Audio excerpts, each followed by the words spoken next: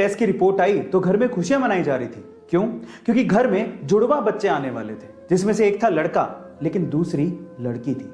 क्या आपको पता है कि इस खुशी के मौके पर घर में सबसे ज्यादा खुश कौन था और कौन किसे सबसे ज्यादा दुआएं दे रहा था?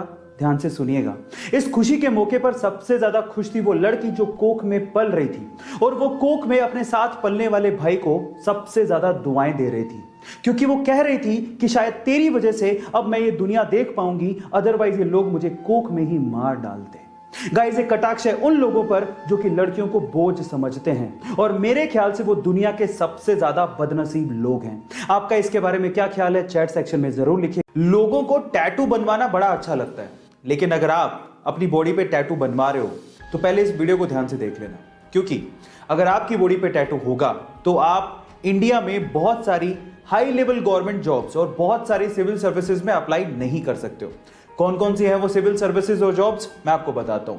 वो है IAS, IPS, IFS, IRS, और इसके अलावा अगर आप सेना को ज्वाइन करना चाहते हो तो भी उसमें अड़चन आएगी।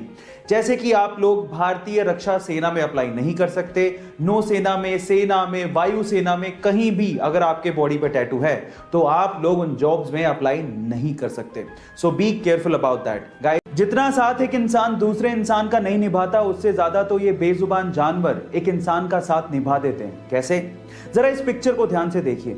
इस पिक्चर को एक्चुअली एक हॉस्पिटल की नर्स ने खींचा था। उसके अनुसार ये बुजुर्ग पिछले 3 दिन से अस्पताल में थे, लेकिन उनके परिवार से कोई भी सदस्य उनसे मिलने नहीं आया। पर ये कबूतर पिछले 2 दिन से उनके बेड पर आता, आके बैठता और थोड़ी देर बैठ के चला जाता। बाद में पता लगा कि बुजुर्ग अस्पताल के पास वाले पार्क में इस कबूतर को दाना डाला करते थे। गाइस, क्या आपको भी लगता है कि ये बेजुबान जानवर आपके द्वारा किए गए अच्छे कामों का कर्ज बड़े अच्छे से निभाते हैं? चैट सेक्शन में जरूर लिखिएगा। वो हरियाणा में एक सरकारी कर्मचारी था। उसके बाद उसने रिटायरमेंट लिया, लेकिन रिटायरमेंट के बाद उसकी जिंदगी पूरी तरह से बदल गई। वो डिप्रेशन का शिकार रहने लगा। उसे physical problems, medical problems, mental problems तक होने लगी। 1.5 साल तक वो बेड पर ही पड़ा रहा, और किसी के सहारे के बिना तो वो उठ भी नहीं सकता था। लेकिन उसके बाद उसने अपने दिमाग को समझाया, अपनी विल पावर को जगाया, और आज वो बंदा 60 की उम्र में एक सीनियर एज रैंप मॉडल और एक एक्टर है। Yes guys, I am talking about Dinesh Mohan. Guys, यहां सीखने लायक बात यह है कि अगर आप कुछ भी जिंदगी में नया करना चाहते हो तो age is just a number. उम्र की रखिया, स्पिरिट होनी चाहिए। जब आप छोटे बच्चे थे तो आप क्या करते थे? चलो छोड़ो, इस बच्चे की सुनो। जब 1 साल का था तब से वो ब्रूस ली की मूवीज देख रहा है। अपनी टाइमिंग ब्रूस ली के जैसा करने के लिए उसने ब्रूस ली की सारी मूवीज चार्ट डाली, और 4 साल की उम्र तक आते आते उसने ब्रूस ली के सारे स्टंट सीख लिए। और आज वो लड़का अपने अंगूठे पे पुशअप करता है, अपनी हाथ की एक उंगली पे प्रेसअप करता है, अपनी मुट्ठियों पे चलता है और ब्रूस ली के जैसे सारे किकिंग स्टाइल करता है। और आज गाइस वो लड़का इंस्टाग्राम, फेसबुक, यूट्यूब पे छाया हुआ है। यस गाइस, उसका नाम है रेवसे इमाई, जिसे आज लोग छोटा ब्रूस ली भी कहते हैं। वो तो अपने डेडिकेशन के बलबूते पर अपने आइडियल के जैसा बन गया। आप किसके जैसा बनना चाहते हैं? चैट सेक्शन में लिखना मत भूलिएगा। जब 1965 में पाकिस्तान ने भारत के खिलाफ जंग शुरू कर दी तो तब के प्रधानमंत्री श्री लाल बहादुर शास्त्री जी ने सेना के हाथ खोलते हुए कहा कि तुम ईंट का जवाब पत्थर से दो। लेकिन इस बात से नाराज होकर अमेरिका ने भारत को धमकी देना शुरू कर दिया और कहा कि अगर भारत ने जंग बंद नहीं की तो अमेरिका से आने वाला गेहूं भारत को नहीं दिया जाएगा, वो बंद कर दिया जाएगा।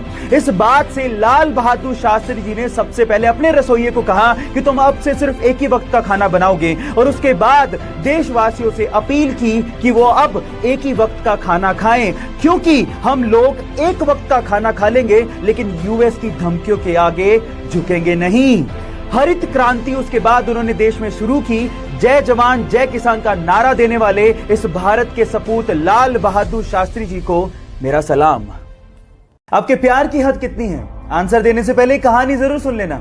यह बात 1970 की, जब स्वीडन से एक टूरिस्ट से एक इंडियन आर्टिस्ट को पहली नजर में प्यार हो गया। उसके बाद वो एक दूसरे को डेट करने लगे और फिर शादी हो गई। लेकिन कुछ कारणों की वजह से उस लड़की को वापस अपने देश लौटना पड़ा। लेकिन उस लड़के ने कहा था कि हम लोग एक दिन फिर से मिलेंगे।